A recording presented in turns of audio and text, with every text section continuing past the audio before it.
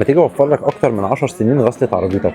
تعال اقول لك ازاي. جايب لك النهارده جهاز ممكن تستعمله في غسيل عربيتك، غسيل سجاد بيتك، غسيل يافطه محلك، غسيل تكييفك، اي حاجه عايز تغسلها بالجهاز ده. جايبها لك النهارده ماركه توتال. الماركه دي غنيه عن التعريف يا جماعه. تعال بص كده الشرح بتاعها. المكنه دي تشتغل ببطاريه 20 فولت 2 امبير، يعني تقعد معاك ساعه ونص متواصل او ساعتين من غير ما تتشحن. الضغط بتاعها بيوصل معاك ل 24.5 بار. الاكسسوارز اللي بتبقى معاهم في العلبه افتحها اوريها لك دلوقتي. تعالوا معايا كده اخدك جوله واحنا بنفتح العقل. بص ده المسدس،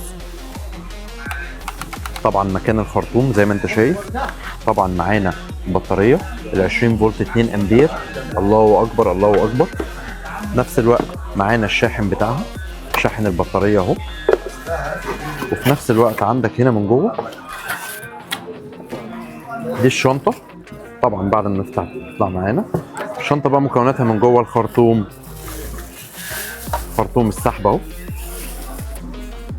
معانا الديسبنسر اللي ممكن يتحط فيه الصابون، وفي نفس الوقت معانا الخرطوم السحب عشان نسحب الميه براحتنا خالص. وفي نفس الوقت معانا الرشاش الطويل المدى دوت عشان لو محتاجين ان احنا نضخ اطول مسافه ممكنه. القطعه دي وفرناها لكم في معرضنا في مدينه 15 مايو في سوق مجاوره 18 بسعر مميز قوي، ومتاح توصيل اونلاين. مستنيكم. سلام.